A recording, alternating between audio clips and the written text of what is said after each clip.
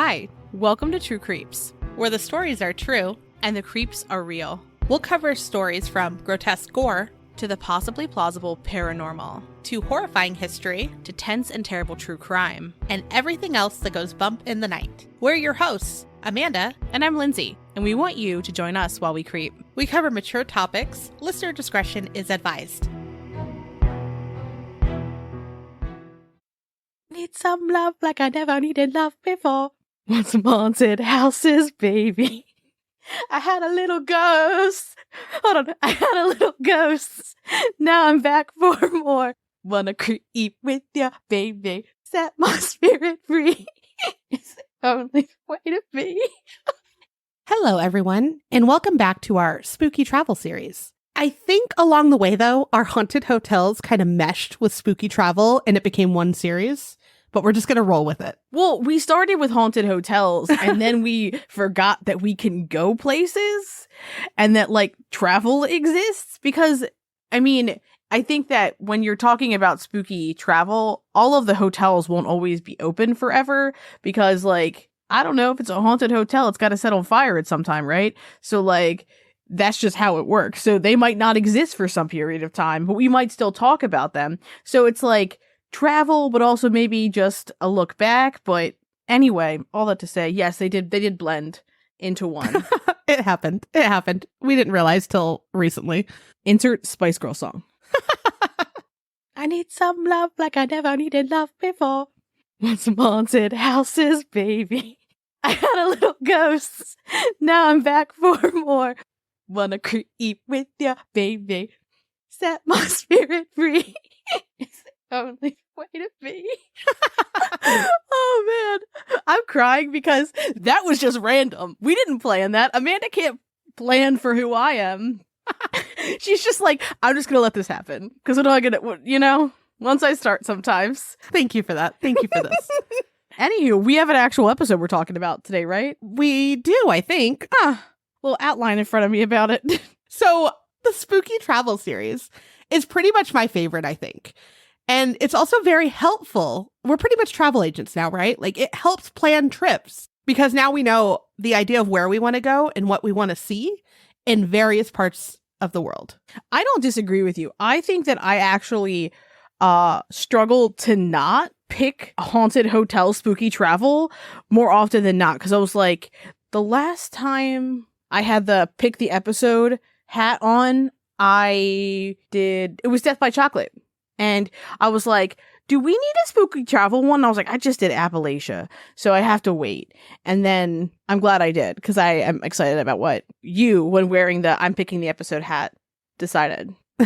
Thanks. You're welcome. So today we will be traveling to a historic hotel in Salem, Massachusetts, if you've ever heard of it. Just a little place called Salem. It's no Malvern. It's no Malvern, but a few people have heard of Salem. A couple. I've never been to Salem, although having lived on the East Coast all of my life, and I feel like it needs to happen. I think so, yeah. And the hotel is called the Hawthorne Hotel, not to be confused with Hawthorne Heights. That's all I kept thinking. Knew it. I was looking at it and I was like, she's going to make a Hawthorne Heights joke. There's no way she can't. They actually would revoke your emo card if you didn't. That would have been unfortunate. Well, before we head on to Massachusetts, we do want to announce something to our patrons. We just finished our Patreon night, and it was so much fun. I actually brought the most terrifying doll I could find, and I think it went well. It did go well. It was a terrifying doll. I am still scarred by it. Like, I feel like I have like a cold sweat when I think about that gal. And that's all we ever wanted. Cold sweat.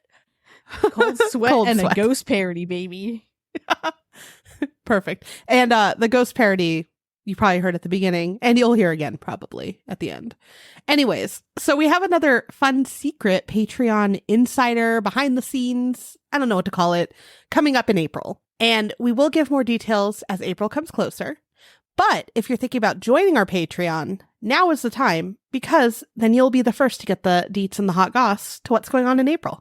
We are so fucking hyped about the secret thing that is happening. And it's something that Amanda and I didn't really think about like, oh, this is a possibility when we started True Creeps. We were like, we're going to make a podcast where we talk about spooky things, and success means her and I are having fun and we haven't pissed anybody off whose opinion matters, right? Agreed? Yeah.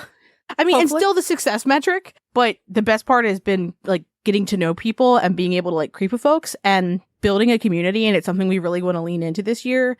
And I think our Patreon like is a cool space to be doing that. We had our Patreon night, which was like, you know, a fun, chill night. But this is like insert big thing. And so I'm very excited. And if you want to be a part of that in a live way, took me 10 minutes to figure out the word for that after Amanda. I figured it out like Amanda didn't just fucking tell me it. Because this is the surprising second time I'm saying this sentiment. But if you want to be live with it, definitely take a look at our Patreon tiers, which start at $1. So, you know. Yeah. So, yeah, we're very, very excited. We've been planning this for a long time, and it's been hard to keep it a secret. So I'm really excited that we at least can hint towards it now, because it's been months that we've been planning this. Yeah, my brain is simply on ghost parody mode. And I'm going to try to keep out of it, but I can't guarantee it now. It's where we are. But you know what? Maybe we'll talk about our episode, and we're going to start with history of the Hawthorne Hotel. So before the Hawthorne Hotel existed, the property housed what was called the Franklin Building. And it was designed and constructed by Samuel McIntyre in 1809. And his plan was to create like a multi-purpose building that could be used by lots of different groups. And so this particular building, and eventually the Hawthorne Hotel, same site, sat in the center of Salem's business district, and it was used for shops, offices for local businesses, and then for some Richie McRich people who could afford to live there, it was also apartments. And, you know, I talked about it earlier. Did we cut that? Who could say? But like many other haunted places we've talked about, this building has caught fire many times, and I feel like any time more than once equals many, by the way. So this has caught fire 3 times. So once in 1845, then again in 1859, and then the third was on October 21st of 1860, and that fire was more comprehensive and destroyed the entire building. The fire was so intense and noteworthy that the New York Times wrote about it. And in that article, it mentioned that the building was occupied by several stores, a school, and rooms. And it was being valued at about $25,000.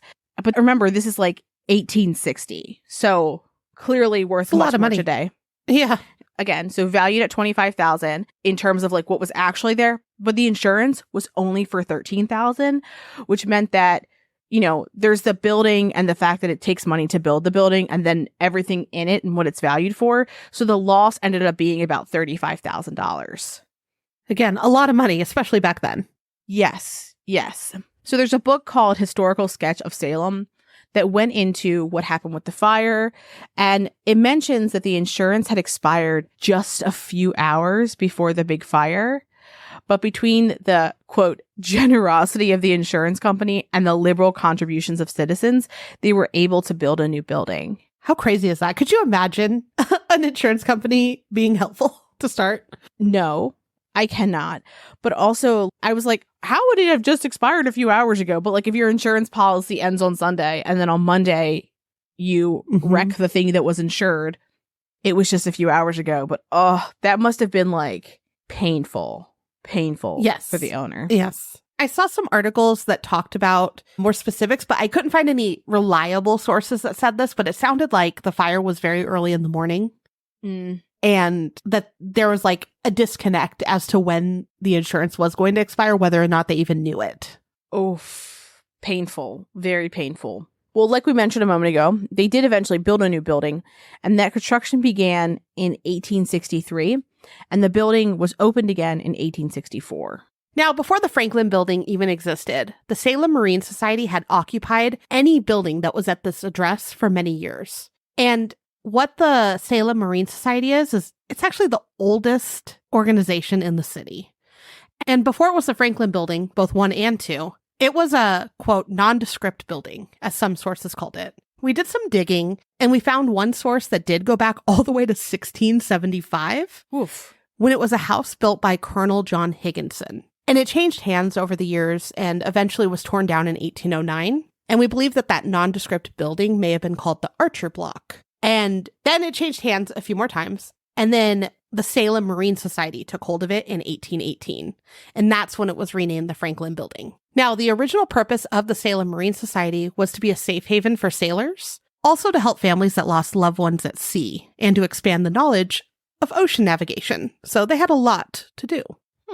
With each building, the Salem Marine Society was able to operate from it. So every time it changed in any way, they were still there. Then things started to change around 1921 when Salem residents decided that they needed a local hotel to help attract more people to the area. Also, they really wanted it to be fancy. So the residents decided, we want this to take the place of the Franklin Building. And of course, there were debates because the Salem Marine Society was there, right? But finally, they agreed to give it up as long as the hotel builders allowed them to set up their new headquarters at the top of the new hotel. So they're like, sure, you can have our building, but we still want space there. You can make it a hotel as long as we can be there. Interesting. They also had one more demand. They wanted their office to be an exact replica of the cabin from the vessel Terea Topan, which was one of the last Salem vessels to trade in the East Indies. So they're like, we want it to be exact from this. And the hotel people were like, okay, we got you. We'll do it. I love how extra that is. Like, yeah, just no reason we want offices. And they're like, sounds great. Sounds great. Also, we want it to look like a boat inside. Yeah. And they're like, okay. And the cabin replica is actually really cool looking. Like, it's really special. Just kind of a fun fact. The Salem Marine Society is still around. And some of the current members are actually direct relatives from the members of this time. Oh, fascinating. So I thought that was neat. Yeah. It also is very well maintained. You can tell that they're using a lot of insert wood thing on the walls because it's all wooden Is walls. it suspiciously wooden? Honestly, I was thinking it before you said it. Yes, it is suspiciously wooden. There's a lot of wood. Yeah. But I mean, it's a boat inside thing, so fair. Yeah. But just fascinating. And interestingly, that's not available to the public. I believe you have to be a member or a guest of a member in order to go there. Okay, so when we eventually one day go to Salem, we need to make friends with these folks so we can get up in that boat room. So we can go to the boat room. Yes. So while researching the hotel, the Salem Marine Society was one of the most interesting pieces of history with it. So they've had obviously deep ties with the hotel. So that's why we brought it up. That makes sense. So the Hawthorne Hotel was named after Nathaniel Hawthorne, who was born a few blocks away from the hotel in 1804 in Salem, Massachusetts. If you're not remembering what Nathaniel Hawthorne is famous for, he was an author, much to every high schooler's sadness, because he wrote Scarlet Letter, which is, it's a well-written book, but it is a painful read. Mm-hmm. And so where the hotel is located, it's not just near where he was, living. It's also near other buildings that had connections to him, like where he wrote certain books as well. And so Frank Poor, the founder of the high-grade Sylvania Lighting Company, first envisioned a modern hotel for business travelers, as one does. The building was founded by citizens of the community in 1923, and they raised the money to build the hotel through the Salem Chamber of Commerce and the Rotary Club.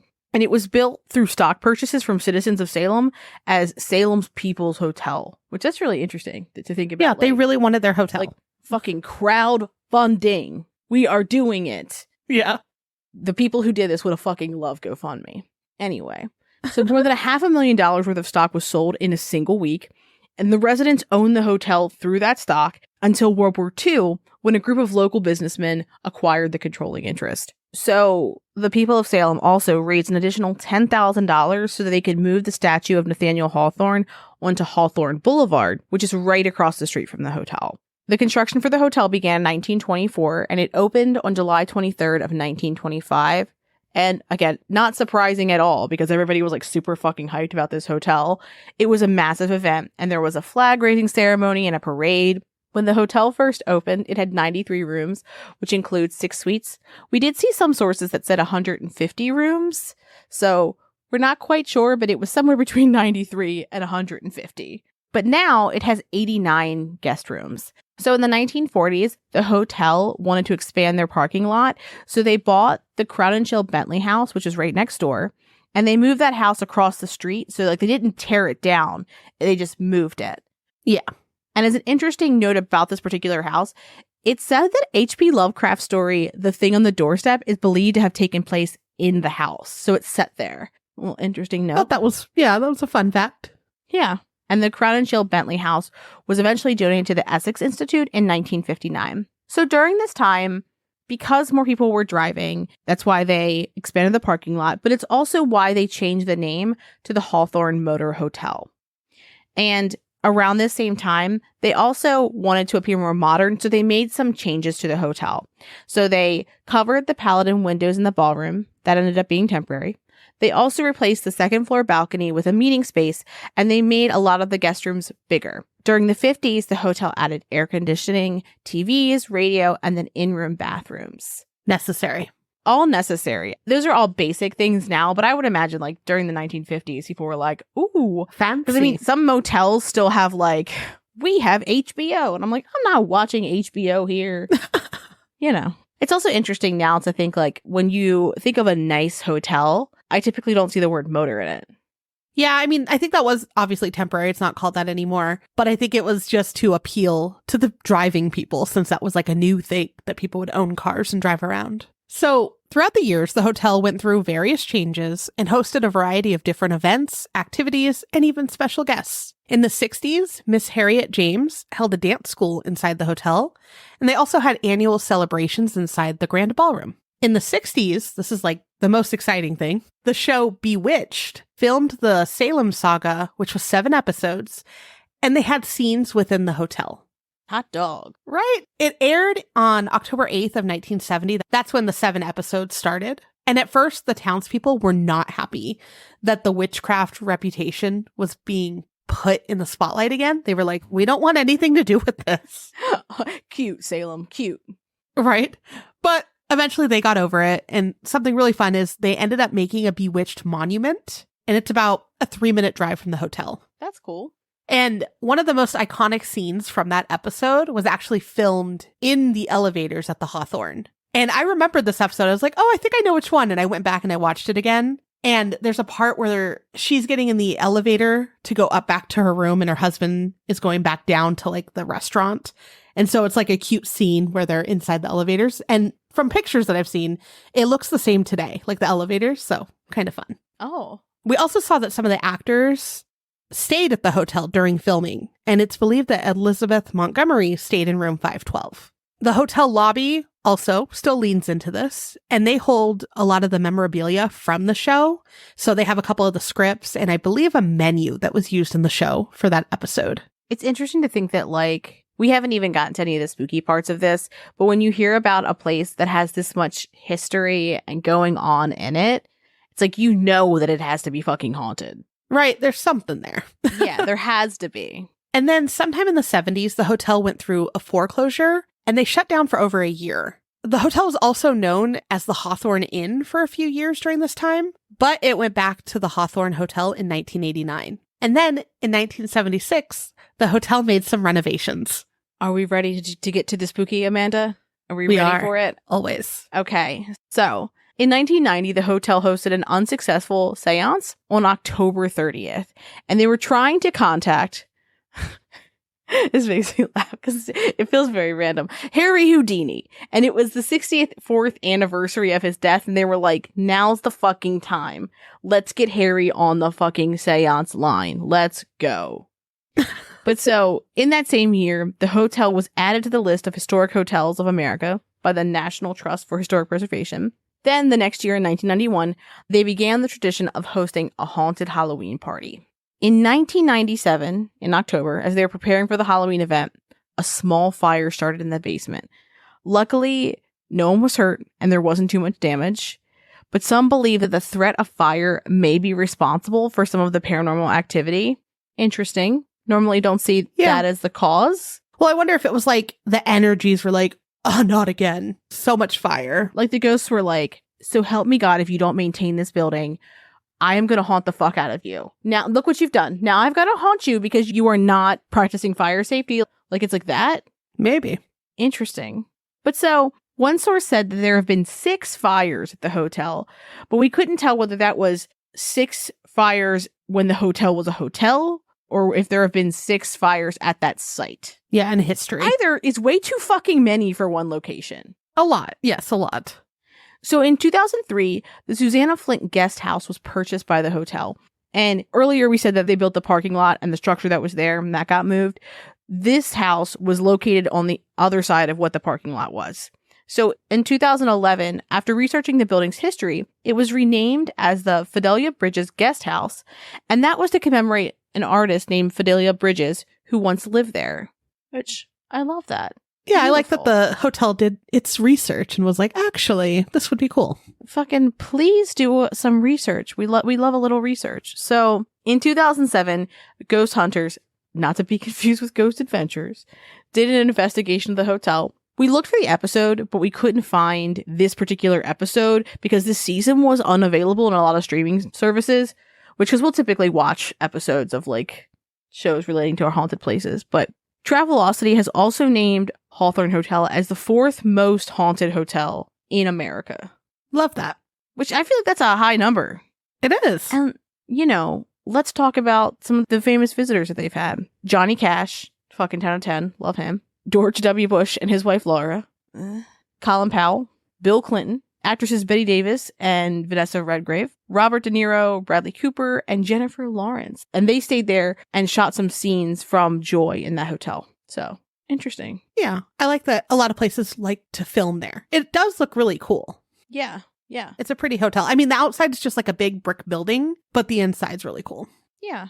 So now let's get to the hauntings. While researching, I was like, okay, now that we know the history, it seems like there's a lot of history, which would cause perhaps some hauntings, but it's not like, you know, there's a ton of death, or it's not like some of the hospitals that we've talked about, you know, like when hundreds or thousands of people have died at this location. That's not quite it. But we all know Salem has a big history, and that might provide some insight as to why it's haunted. We've also talked about this in other episodes that like hotels tend to be a place with a higher than average frequency of bad shit happening, right? People are more likely to take their own lives there, to engage in some other behaviors because they purposely don't want their families to find them. So I would be surprised if there's just things that we just don't know about or crimes that you don't know about, because not every business wants everyone to know when someone's been murdered there. And I'm not saying people have been murdered there or that they have like a bizarrely high suicide rate for a hotel, but we do know that hotels do have higher suicide rates than other types of buildings. That's true. And that's partially because people go there to do that. Yeah. Well, as you said, you know, it's already on some lists for being haunted. Well, this hotel is actually considered the most haunted hotel in Salem, which Salem's a spooky place in general. So one of the most haunted in Salem's pretty good. Yeah. So throughout the hotel, people have reported a bunch of different things. We're going to list them, but they're not associated with any particular spot in the hotel. It's just throughout the hotel. People have experienced moving furniture, both seeing it move and, you know, like coming back to the room and things being moved around. Tell me why I thought you were going to say being on the furniture while it's moving. Like no, they didn't ride the furniture while it was moving. I want it over here. I don't care if you're fucking sitting on it. Like, just rude ghosts. But I mean, maybe they just were too scared to come forward. Maybe that happened. A lot of people have heard unexplainable noises. Some have even heard voices when there's no one else around. And others have heard footsteps. Some people have reported seeing strange mists. Dislike. Which, that would freak me out a lot. And then Lindsay's favorite, phantom smells. Some smell apples. And they believe that one of the accused witches from the Salem witch trials, Bridget Bishop, had an apple orchard on the same land. She was the first woman executed during the Salem witch trials, and we actually already talked about her and the witch trials in our Hocus Pocus episode. That was an interesting dive, a deep dive into it. It was. I was excited to learn more about it because it's an iconic spooky thing in America, and I think very interesting. Yeah. Well, some historians do argue that, you know, her apple orchard was actually elsewhere. And according to the Salem Witch Museum, her orchards and property was on the southeast corner of Washington and present-day Church Street, and it extended east past where Turner's Seafood is today. So that's about a 5 to 7 minute walk from the hotel, according to Google. And the hotel is east of this location. So depending on how big the orchards were, perhaps maybe there was some overlap or it was close enough to where they could smell it from where the building is. But again, like that's a big debate online. Interesting. Although I wouldn't mind smelling apples at a hotel. You know how sometimes it's like cigarette smoke? I'd rather smell the apples. Yeah, or it's like noxious chemical smells. Yeah. I would absolutely love to smell a phantom apple, right? Like, yeah.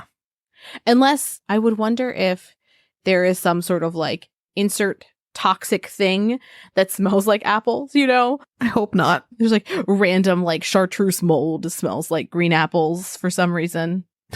I don't think chartreuse mold's a thing. I'm simply making things up, but I was like, I haven't heard of that one.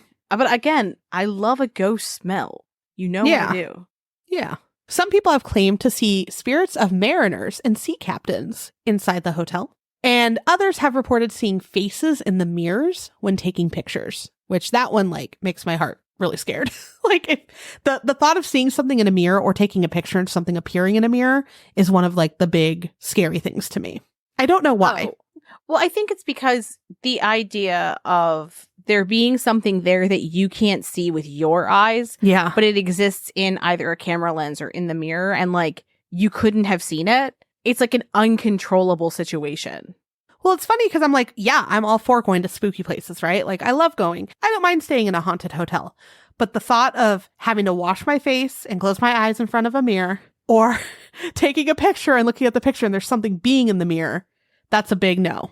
Yes. And also now with technology, you can look at your picture immediately.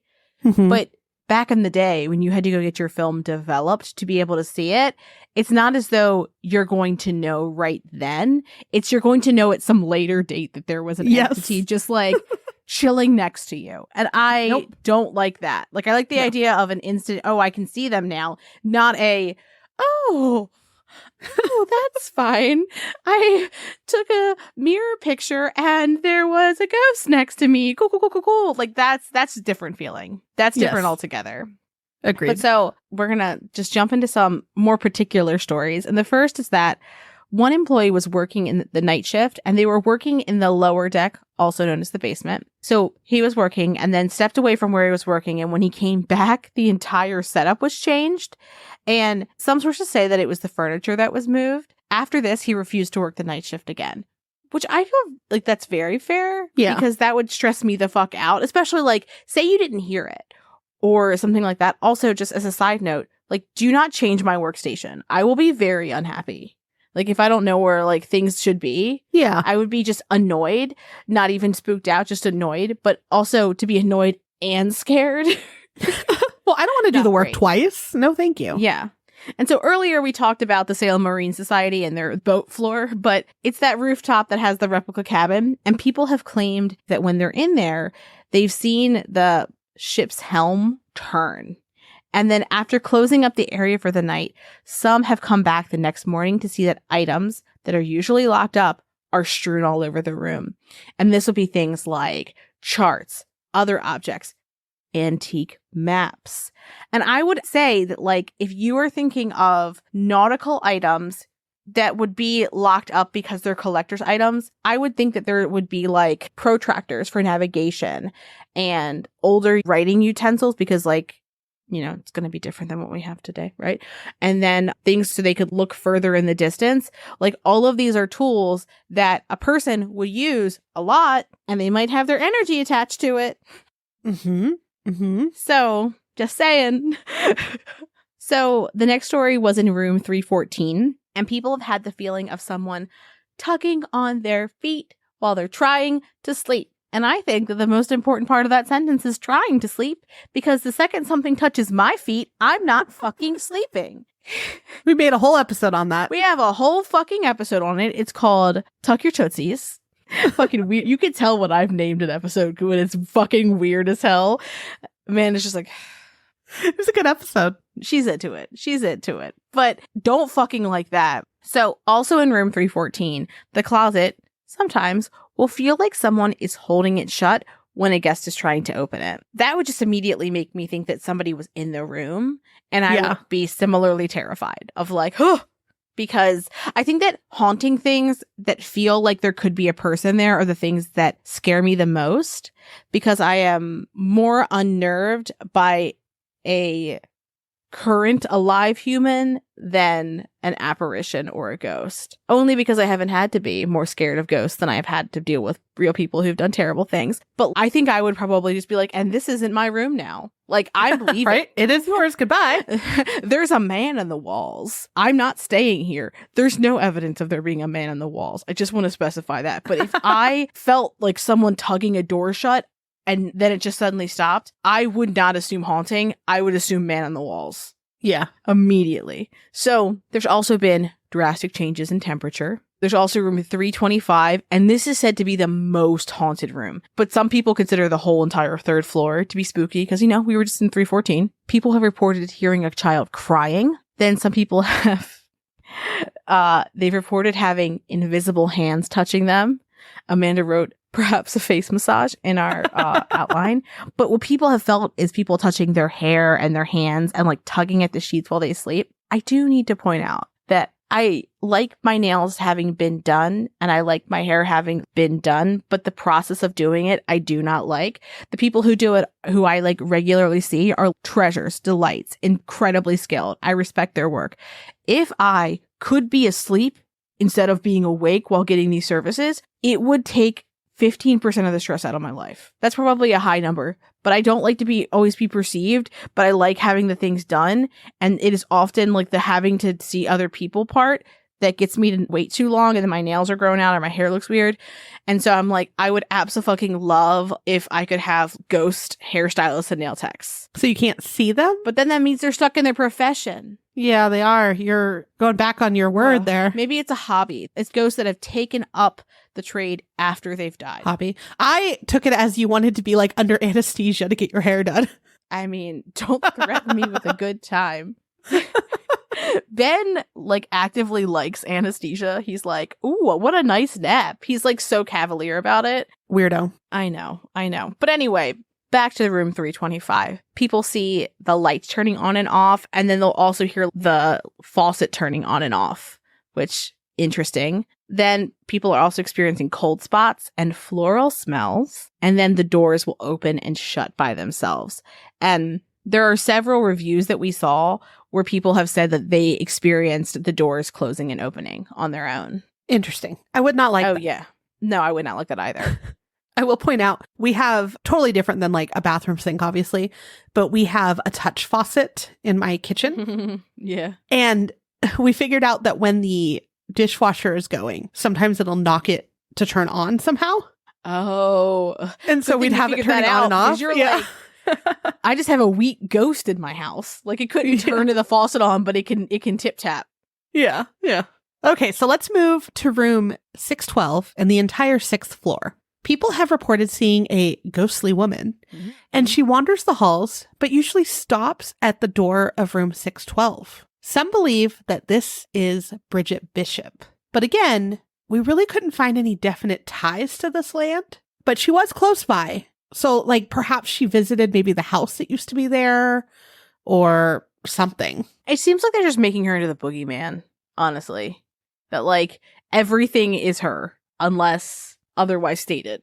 Yeah, I mean, I will say she did live close by, and we know that there was like a home and it changed hands several times before the Franklin building existed. So perhaps she had like gone to that home at some point. I don't know. I don't know why it would be 612 in particular, though, on the 6th floor, but maybe she does have some ties there. Inside the room, some have seen this ghostly woman, quote, parading around the room. That would be really unsettling. And some have seen her nearly translucent figure in the mirror. Again, no thank you. Don't want that. Parading around the room, though. Is it she's strutting? Does it mean I don't know. I feel like she's like dancing around. She's having a good time. She's like working it as she walks through the room. I don't know. What an interesting way of phrasing it.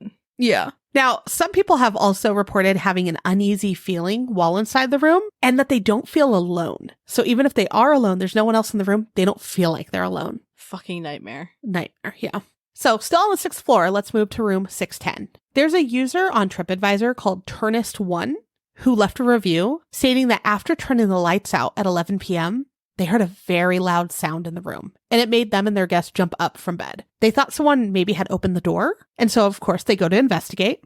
The door was shut. They opened their door. They looked outside the room. No one was there. They looked around to see if anything had fallen or, anything was out of place. Nothing seemed to be different or changed. And so they were testing things, trying to replicate the sound. And what they found is by swinging the metal safety lock on the door really hard against the door frame, it recreated what they heard. So they were freaked out, but they say that they did not feel threatened. And I thought it was funny. The general manager actually replied and said that they would keep a report on file for future reference.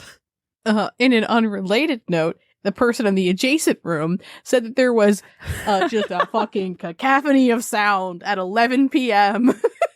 as the people in the next room began banging on things. Could you imagine being next to them, just being like, what the fuck is happening in that room? They are just banging the hell around. I mean, I like that they were like, all right, let's figure it out. Let's figure out what happened. I mean, same. I also would have been like, it was something in here and now I have to know. Right. Another haunted, spooky place in the building is the restaurant, and it's called the Tavern. And people have witnessed items moving by themselves. And one of the items is another ship's wheel or helm, and it's on display. And people have seen it moving back and forth like someone was still sailing. So there's also reports from a room which doesn't have the number listed, but a guest reported that their sister woke up in the middle of the night and they saw a pink haze glowing against one of the room's walls. And then at 5:11 in the morning, the bathroom door slammed shut by itself. They like to slam doors here. They are just very angry. Or the doors are very light and the ghosts are very strong. Who could say? So people have also heard knocking and footsteps in the library. There are many ghost tours in the area that stop at the Hawthorne Hotel, but we didn't see that the Hawthorne Hotel themselves actually had a ghost tour that they provide. However, for Valentine's Day, they did have an anti-Valentine's tour on the trolley that went around Salem. Cute. So we're talking about ghosts. As always, we want to know who's haunting the hotel, right? A lot of people think that it's victims from the Salem witch trial. However, none of the executions happened where the building is. And then other people speculate that the fires created paranormal activity from that negative energy. And so that's what started it. I don't love this theory, but I digress. There's my one. There's your one. Well, another idea is that a bunch of the sea captains might be haunting this building. And it's because a lot of them built the surrounding buildings and they had a lot of connections to the Salem Marine Society. So maybe they're returning to where they lived and hung out, or they still think that they're holding their meetings after death. Also, remember, we talked about how some of the buildings were moved, right? So maybe they're returning back to their land, or perhaps the people that lived there before the Franklin building. Another idea is that some of their belongings are inside the hotel. And so we've talked about haunted objects before, and perhaps some of those objects are the reason for the paranormal activity. So with all of that being said, Lindsay, what are your thoughts? Is it haunted, and would you want to visit? I do think it's haunted because there's enough stuff happening in different locations throughout the building that suggests that it's not just, oh, the electrical's weird, or, oh, there's a draft, right? So I do think it's haunted. I don't think it's a fire. I also don't think it's victims from the Salem witch trial. I think that it might just be people around, right? It's in a populated place where people have lived for centuries. So it's not surprising that there might be some people around milling about who exist in this hotel, especially if you're thinking like, yes, there are artifacts from various mariners throughout the years, but also that organization has existed in that building for a really long time. So it's even possible that like people who were previously members went back to a place that they loved, right? That's not altogether strange to me. And saw their friends. Yeah, and saw their friends. Oftentimes when we talk about haunted hotels, you have this like image of like a Victorian-esque room, things with a lot of filigree, but that's not what these rooms look like. They're pretty modern looking and like classy, right? It seems like everything is relatively contemporary.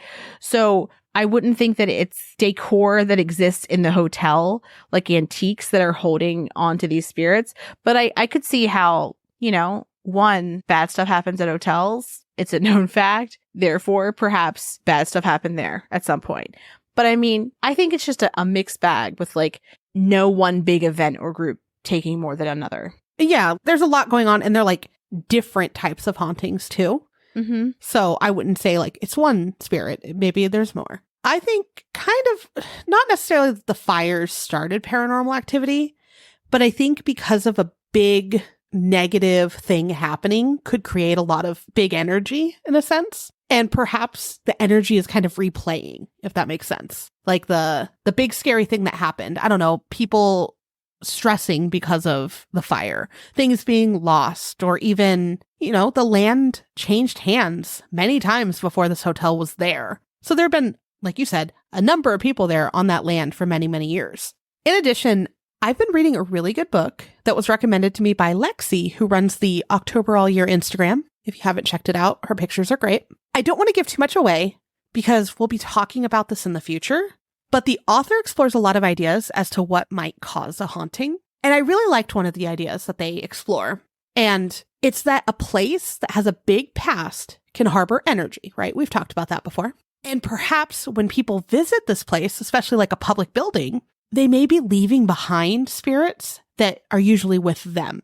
So let's say someone has a person that follows them, or a ghost or spirit that was drawn to them for whatever reason. Perhaps when they go to this place and they're like, oh, this energy is interesting to me. Or maybe there's other spirits that they're like, okay, I like hanging out here. After the person leaves, perhaps they leave that spirit there. And so what they explore is that some people believe that certain energies can draw spirits, entities, and even demons to it. Not saying that that's what's happening here, but I thought it was an interesting theory.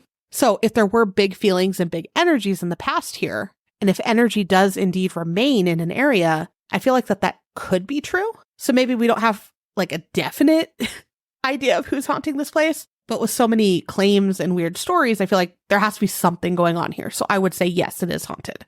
Yeah. I mean, I think that makes sense. It's also an interesting perspective on like leaving ghosts as you go places, right? And ghosts being like, maybe I'll stay. Yeah. Yeah. I hadn't really thought of that before because we're always saying like, oh, so-and-so died here. They haunt here, or this horrible thing happened here and, these people remained. But it's different to think like that they travel like the Blair Witch. Yes. She does. Here and there. So would I visit here? Absolutely. Salem is one of my bucket list items. I really, really want to go when I get the chance. Same. It's closer to me than it is to you, but it's also it's not like a quick day trip. Yeah. So I'd want to stay a while and explore. I would want to stay a while, and I would think I would want to stay during not the fall. Yes. So that I could have like time to like really look and take things in without it being too touristy, which is, yes, I know, very rich as a person who is a tourist. But yeah, as always, we want to know, have you been to Salem? Have you visited this hotel? If you have, do you think it's haunted?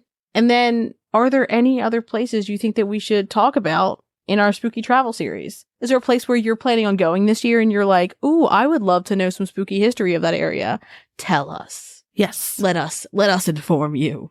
Tell you a tale. We're your travel agents now, clearly. We're your travel agents, spooky parody writers, podcasters. Our resume is very long. We are complicated women, multifaceted, talented.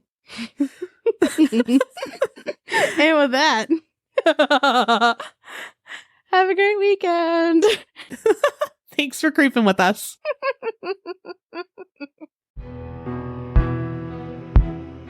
Thanks for listening. And as always, a special thank you to our patrons who support us via Patreon. Please see the link in our show notes to learn more about how you, yes you, can begin to haunt the dump, guard vortexes, or even become a scorching Sasquatch. Ooh. Also in our show notes, you can find the link to our website, more information on our sources, our social media handles, and our merch store. We'd love for you to keep creeping with us. So if you like this episode, please subscribe, rate, review, and share the show with your fellow creeps and or ghosts. I beg of you.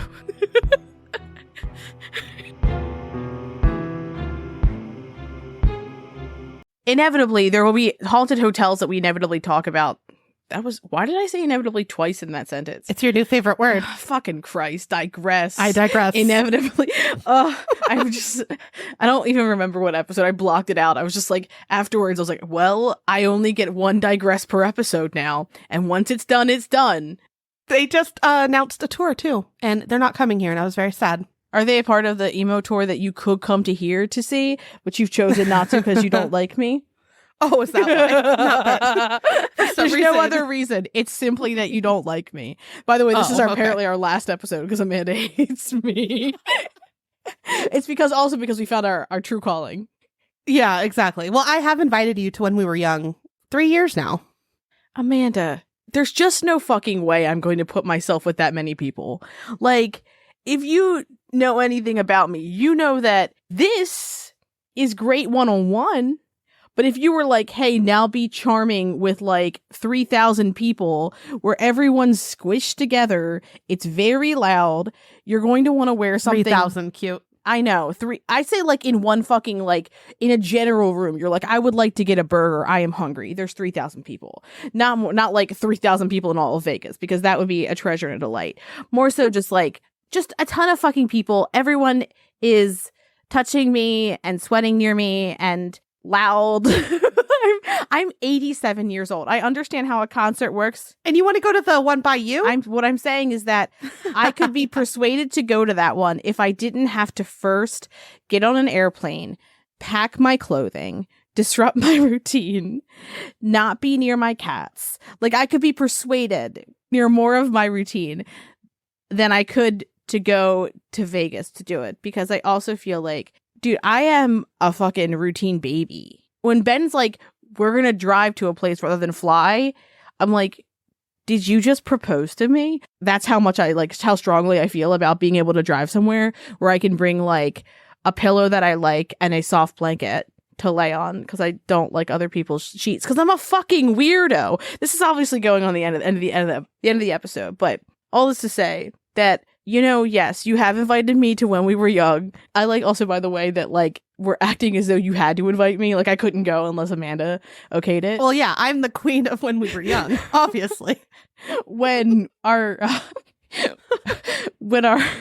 ghost parody pop writing takes off, maybe you could be like an opening night person, because like you would be new. So we couldn't be during then because it's When We Were Young and we're old now, but we could be a kickoff. Like a pre-party type of situation? Pre-party.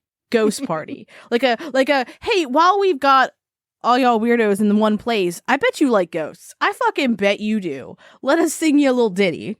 We're bards now. Wonderful. Perfect. I love it. Why am I fucking with my buttons? If you want to be a part of it so long as there's cell service, man, it's like, I don't know why you're fucking with your buttons. But so she's just unbuttoning her shirt. I don't know why. It's all fucked up and it's all I can focus on. But should you want to be a part of the cool thing that we are not telling you what it is, but it will be cool in a way that is as it's happening. There's a word for this. Can I find it? Live? No. Live. Yeah. I'm too busy making up parodies in my head because a few minutes ago you said it's all we've ever wanted, and all I can do is it's all I've ever ghosted. And that's all that's happening in my head, is that I can't focus on what we're actually doing here. Have you ever seen a house be moved? Yes. It's fucking wild. So on the street that I live on, it used to be property that was owned by my family, and then it was parceled off, and my great uncle John built my house and several other houses. But the other houses, with the exception of like one house, if they're not brick on my house, it means they were taken from someplace else and brought here. They filled the neighborhood with like pre-built houses. And my grandparents' house, which used to exist right behind me, but was torn down several years ago, my brother built his house. They bought that house for $1 and moved it because they were like going to tear it down. And my grandfather was like, could I buy that for $1? And they were like, if you'll move it, go for it. Which honestly feels like a steal, because like it's expensive to tear down a building and then to like deal with the debris, right? So like if someone's willing to take it, why not? So in 1990, the hotel hosted an unsuccessful seance. What the fuck is wrong today? I am broken, and I've broken Amanda as well. People are feeling like they're being touched in their hair, hands, in their hair, and in their hair. People are in their hair. Need some love like I never needed love before. Want some haunted houses, baby. I had a little ghost. Hold on. I had a little ghost. Now I'm back for more. Wanna creep with ya, baby. Set my spirit free. It's the only way to be. My beautiful vocal Available stylings. on Spotify starting next week. Oh, should we make it a song under Spotify? Oh my god. Do I want to write the whole song as a ghost hunting parody now? Yes. Yeah, I do. Are you musically inclined and you want to help with this because I'm not musically inclined person who's listening? If you're still listening after my song, have your people call my people, which is us on social media. Oh man. Oh god. Amanda, this is what we turn into. We become parody musicians. Perfect. That's all we've ever wanted. We've been playing the long game. Yeah. We just knew it would happen eventually. We just didn't know when. We're like, something will happen if we record enough content, right? Like something will happen. Mm-hmm, mm-hmm. And it did. Today, on this day. Oh, you're welcome. You're welcome.